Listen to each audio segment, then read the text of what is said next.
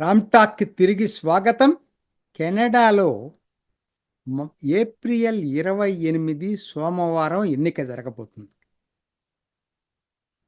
ఏ party గెలవబోతుంది,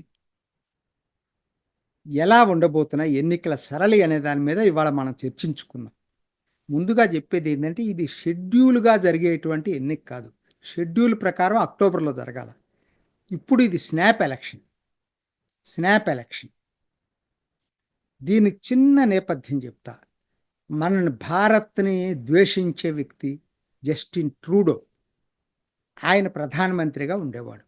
అప్పుడే కదా Bharat Canada సంబంధాలు పూర్తిగా దెబ్బతిన్నాయి. అతి తక్కువ పాపులారిటీ, అన్పాపులర్ అయ్యాడు. అంత అన్పాపులర్ అయిన ప్రధానమంత్రి ఇంకొకరు లేరు. చివరికి వాళ్ళ పార్టీ వాళ్లే ఒత్తిడి చేస్తే తప్పని పరిస్థితుల్లో రాజీనామా చేశాడు. ఆ స్థానంలో వేరే మార్క్ కార్నే అనేటువంటి ఆయన ప్రధానమంత్రి అయ్యాడు. ఈయన ఎక్స్ బ్యాంక్ గవర్నర్, వాళ్ళ రిజర్వ్ బ్యాంక్ గవర్నర్. ఈయన మార్క్ కార్నే బాగా రిచెస్ట్ పర్సన్. ఈయన ప్రధానమంత్రి అయ్యాడు. అయితే ఇక్కడ జరిగిన ఈయన ప్రధానమంత్రి అయిన తర్వాత స్నాప్ ఎలక్షన్స్ పెడతారని అనుకుంటున్నారు, కానీ అప్పటికి ఇంకా పూర్తి నిర్ధారణ కాల. ఎప్పుడైతే ట్రంప్ ఎప్పుడైతే టారిఫ్లు ప్రకటించటం, అది కూడా పర్వాలేదు, టారిఫ్లు దానికన్నా కూడా 51వ రాష్ట్రం కింద చేసుకుంటామని ఎప్పుడైతే తను ఇది బాగా ఉధృతంగా మొదలుపెట్టాడో, ఈ మాట్లాడటం, ఈ ప్రకటనలు ఇవ్వటం, అది ట్రంప్ కెనడాలో ఉన్న ప్రజలందరినీ ఆందోళనకు గురి చేసింది. దాన్ని ఈ లిబరల్ పార్టీ ఏదైతే అధికారంలో ఉందో ఆ లిబరల్ పార్టీ అడ్వాంటేజ్గా తీసుకుంది. మేమైతేనే ట్రంప్ చెప్పిన దాన్ని ఆపగలం. ఆపోజిట్ పార్టీ ఏదైతే ఉందో అప్పటికది అత్యంత పాపులర్గా ఉంది. ట్రూడో పూర్తిగా లిబరల్ పార్టీని దించిపారేస్తే కన్జర్వేటివ్ పార్టీ, ఆయన పేరు పియరీ పోలివేర్, ఈయన మంచి పాపులారిటీలోకి వచ్చాడు. 60-65% దాకా వచ్చింది. కానీ ఎప్పుడైతే ట్రంప్ ప్రకటనలు ఇవ్వటం మొదలుపెట్టిందో మొత్తం సీన్ మారిపోయింది. ఈ పోలివేర్ ట్రంప్కు స్నేహితుడు, ఈయన కూడా కన్జర్వేటివ్ కదా, ఈయన ట్రంప్కు స్నేహితుడు. ఈయన కనుక అధికారంలోకి వస్తే నిజంగానే దీన్ని అమెరికాలో కలిపేస్తాడు, మేమైతేనే ట్రంప్ను ఎదిరించగలమని చెప్పి లిబరల్స్ ఒక్క కొత్త ప్రచార ఆయుధం వాళ్ళకి దొరికింది. ప్రజలు కూడా నమ్మారు. అది ఇవాళ మొత్తం కూడా ఈ స్నాప్ ఎలక్షన్స్కి వెళ్ళటం, దానికని వెంటనే స్నాప్ ఎలక్షన్స్కి వెళ్ళాడు. మార్చి 23 ఎప్పుడో ప్రకటన చేశాడు.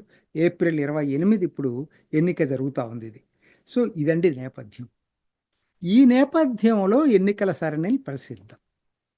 అసలు కెనడా నైసర్గిక స్వరూపం ఏంటి, మొత్తం ఎన్ని ఉన్నాయి దాంట్లో, అసలు దాని ఇదేంటంటే, మొత్తం రాజకీయంగా పొలిటికల్ మ్యాప్ ఆఫ్ కెనడా చూడండి, తెలుస్తుంది. మొత్తం 10 ప్రావిన్సెస్ ఉన్నాయి.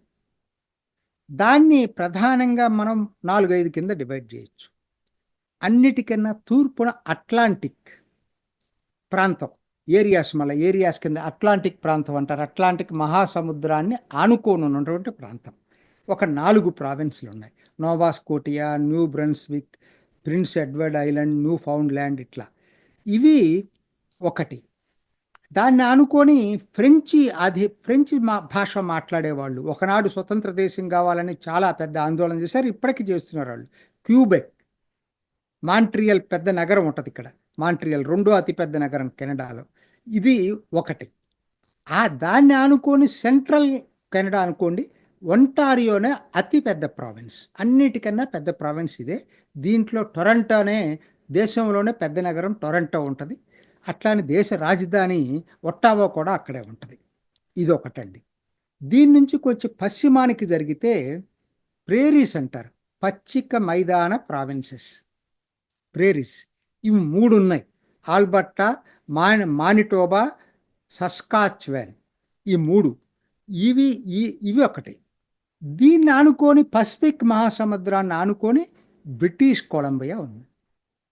వ్యాంకోవర్ ఇక్కడ పెద్ద నగరం, అంటే కెనడాలో 3వ పెద్ద నగరం ఇది వ్యాంకోవర్. ఇది ఈ బ్రిటిష్ కొలంబియా. ఇవండి దీని ప్రధానంగా 10 ప్రావిన్సెస్. ఇవి కాక 3 టెరిటరీస్ ఉన్నాయి. ఇది కెనడా నైసర్గిక స్వరూపం. సరే ఇప్పుడు ఎన్నికల సరళికి వెళ్ళే ముందు ఎన్నికల సరళి ఎట్లా ఉంటుందో చెప్తున్నాను. ఎందుకనంటే మీరు తూర్పు నుంచి వస్తే అట్లాంటిక్ అని చెప్పాను కదా, 4 ప్రావిన్సెస్. అవి ఎప్పుడూ లిబరల్ టోటల్గా. కాకపోతే సీట్లు తక్కువే, 4 కలిపి 32 సీట్లు. అది స్వీప్ చేస్తుంది లిబరల్స్, దాంట్లో డౌట్ లేదు.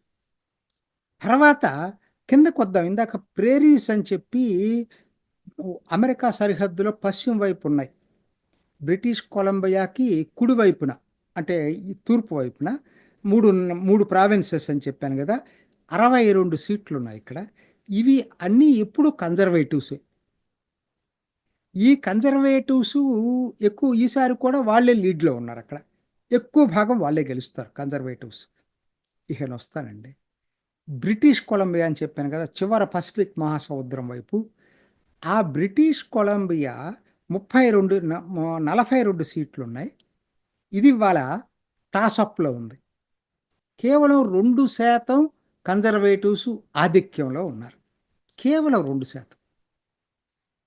సో ఇది ఎట్లా మారుతుందనేది తెలియదు. అంతకన్నా ముఖ్యంగా ఒంటారియన్ గురించి చెప్పాను. ఒంటారియో అతిపెద్ద ప్రావిన్స్ అని, ఎందుకంటే 121 సీట్లు ఉన్నాయి ఇక్కడ. అన్నిటికన్నా ఎక్కువగా ఇక్కడే ఉన్నాయి, 121. ఇక్కడ లిబరల్స్కి 7% లీడ్లో ఉంది. ఇదే డిసైడ్ చేయబోతుంది మొత్తం. ఇది ఇది కాబట్టి అక్కడ వాళ్ళు ఈసారి స్వీప్ చేసే అవకాశం ఉంది. క్యూబెక్ ఫ్రెంచి ప్రావిన్స్, తూర్పుకి ఆనుకొని ఉందని చెప్పాను కదా, క్యూబెక్ అని. ఫ్రెంచ్ వాళ్ళది. ఇది ఫ్రెంచ్ ప్రావిన్స్ అనుకోండి. ఇది టోటల్గా 78 సీట్లు ఉన్నాయి, రెండో అతిపెద్ద ప్రావిన్స్ ఇది. ఇక్కడ లిబరల్స్ ప్లస్ రెండో స్థానంలో ఎవరు, లిబరల్స్ ఆధిక్యంలో ఉన్నారు. రెండో స్థానంలో కన్జర్వేటివ్లు లేరు అక్కడ. ప్రత్యేక స్వతంత్ర దేశం కావాలని కోరుకునే క్యూబెక్కులు ఉన్నారు వీళ్ళు. సో 78 సీట్లు ఉన్నాయి ఇక్కడ. కన్జర్వేటివ్స్ అసలు మార్జినల్ ఇక్కడ. ఇదండి దీని స్వరూపం. ఇప్పుడు దీని ప్రకారంగా చూసేటట్టయితే లిబరల్స్ గెలిచే అవకాశాలు మెండుగా కనపడతా ఉన్నాయి. అంటే లాస్ట్ టైం ఎట్లా ఉంది, కన్జర్వేటివ్స్ మోస్ట్ పాపులర్ ఓటు వచ్చింది. సీట్లు మాత్రం ఎక్కువ, సింగిల్ లార్జెస్ట్ పార్టీగా లిబరల్స్ వచ్చారు. అంటే ఎందుకు వచ్చింది conservatives last time most popular దీనిగా పార్టీగా? ఒంటారియాలో వాళ్ళకు వచ్చింది, లిబరల్స్ కన్నా ఎక్కువ వచ్చినాయి ఓటింగ్ పర్సంటేజ్. ఈసారి అది పరిస్థితి తారుమారైంది. ఒంటారియాలో 7% లీడ్లో లిబరల్స్ ఉన్నారు. సో కాబట్టి ఎటువంటి పరిస్థితులు, నాకైతే లిబరల్స్ గెలుస్తారనేది అనిపిస్తూ ఉంది. అది ట్రంప్ పుణ్యం ఒకటి. రెండోది, ఇంకొక కారణం ఏంటంటే వీళ్ళు ఎన్డీపీ లాస్ట్ టైం దాదాపు 18% వచ్చింది. జగ్మత్ సింగ్ అని ఇండియన్ సిక్కు, అతనే దాన్ని ఆ పార్టీకి అధ్యక్షుడు, ఎన్డీపీ న్యూ డెమోక్రటిక్ పార్టీ. ఈయన ఈసారి ఈ పార్టీకి బాగా తగ్గిపోతుంది. కన్జర్వేటివ్స్ వస్తారనేటువంటి భయంతో నాకైతే అనిపిస్తుంది వాళ్ళు కూడా లిబరల్స్ వైపు వెళ్తున్నారు. ఎందుకంటే ఇద్దరు ఆర్థిక విధానాలు ఒకటే. వాళ్ళు సెంటర్ లెఫ్ట్ లిబరల్, వీళ్ళు అసలు సెంటర్ లెఫ్ట్ కావచ్చు, లెఫ్ట్ కూడా కావచ్చు, లెఫ్ట్ వామపక్షవాదులు అనుకోండి ఎన్డీపీ. సో వీళ్ళల్లో జనం కొంతమంది లిబరల్స్కి వేయటం మొదలుపెట్టారు. అందుకని 18% నుంచి 8%కి పడిపోయింది ఎన్డీపీ ఒపీనియన్ పోల్స్లో అని చెప్పేది. ఇది నిజం కాదు, రిజల్ట్ అనేది రేపు ఎన్నికలు అయిపోయిన తర్వాత. ఒపీనియన్ పోల్స్లో 8%కి న్యూ ఎన్డీపీ పడిపోవటం కూడా లిబరల్స్ గెలుపు కారణం కావచ్చు. ఇవ్వండి. ఇప్పుడు నేను చివరగా మీకు ఇంకొక విషయం చెప్పాలనుకుంటున్నా. భారతీయుల పరిస్థితి ఏంటి కెనడాలో? భారతీయులు సుమారు 18 లక్షలు ఉంటారండి. భారతీయులు సుమారు 18 లక్షలు, 5.1% ఉన్నారు కెనడా ఈ జనాభాలో, 5.1%. ఇందులో సిక్కులు 36%. భారతీయుల్లో ఎవరెంతమంది అంటే 36% సిక్కులు, 32% హిందువులు, 12% క్రిస్టియన్స్, 11% ముస్లిమ్స్, ఏ మతం చెప్పని వాళ్ళు 8%. ఇది లెక్క భారతీయులు. ఎక్కడ ప్రధానంగా వీళ్ళు ఉంటారంటే, ఇటీవలే వెళ్ళా నేను, పోయిన శుక్రవారం శనివారం అక్కడే ఉన్నా. ఏదైతే లక్ష్మీనారాయణ టెంపుల్ మీద ఖలిస్తాన్ జిందాబాద్ స్లోగన్స్ రాశారు కదా, ఆ రోజు నేను అక్కడే ఉన్నా. టెంపుల్కి అయితే వెళ్ళలేకపోయాను, కానీ ఆ రోజు నేను శుక్ర శనివారాలు ఈ వ్యాంకోవర్ ఏదైతే బ్రిటిష్ కొలంబియా అక్కడికి, ఆ వ్యాంకోవర్లోనే భారతీయులు బాగున్నారు. వ్యాంకోవర్ అంటే నిజానికి వ్యాంకోవర్ కన్నా కూడా వ్యాంకోవర్ సబర్బ్స్, ఈ దేవాలయం ఎక్కడుందో లక్ష్మీనారాయణ దేవాలయము, సర్రే సర్రే అనే చోట బాగా ఎక్కువ మంది ఉన్నారు. ఆ తర్వాత బర్నీ బే, అది ఇప్పుడు ఈ జగ్మత్ సింగ్ పోటీ చేసే ప్రదేశం.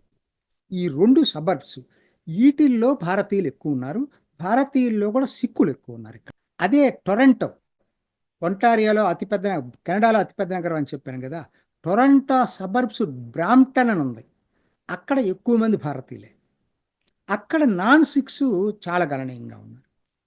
సో ఇవి ప్రధానంగా. ఇక తెలుగు వాళ్ళు చూసుకుంటే తక్కువే, ఎందుకంటే పంజాబీ నంబర్ 1 వస్తుంది ఎటు, హిందీ, తమిళ్, గుజరాతీ, బెంగాలీ, మలయాళీ, ఆ తర్వాతనే తెలుగు.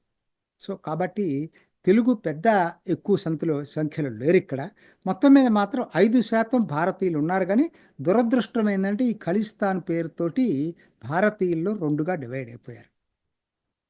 లేకపోతే ఇవాళ మనది కూడా మంచి ఫోర్స్ అయ్యేది 5% అనేది. ఇది జరిగింది. ఎన్నిక మరి ఈ వీడియోస్ నేను చేసే వీడియోస్ శుక్రవారం రాత్రి అయినా ఇక్కడ అమెరికాలో మీకు సోమవారం విడుదల చేస్తున్నాం కాబట్టి ఈ వీడియో, దీన్ని ఇక కొద్ది గంటల్లో ఎన్నిక ప్రారంభం కాబోతుంది. రేపటికి మనకి భారత కాలమానం ప్రకారం రేపటికి ఫలితం కూడా బయటకు వస్తుంది. చూద్దాం ఎలా ఫలితం వస్తుందో. ఇది ఈనాటి రామ్ టాక్. ఇంకొక ఎపిసోడ్లో మళ్ళా కలుసుకుందాం. నమస్తే. చూసారు కదండి, మరి ఈ వీడియో కనుక మీకు నచ్చినట్లయితే ఒక లైక్ కొట్టేసి మీ అభిప్రాయాన్ని కూడా కామెంట్ బాక్స్లో తెలియజేస్తూ ఇలాంటి ఇంట్రెస్టింగ్ అప్డేట్స్ కోసం మా ఛానల్ని సబ్స్క్రైబ్ చేసుకోండి.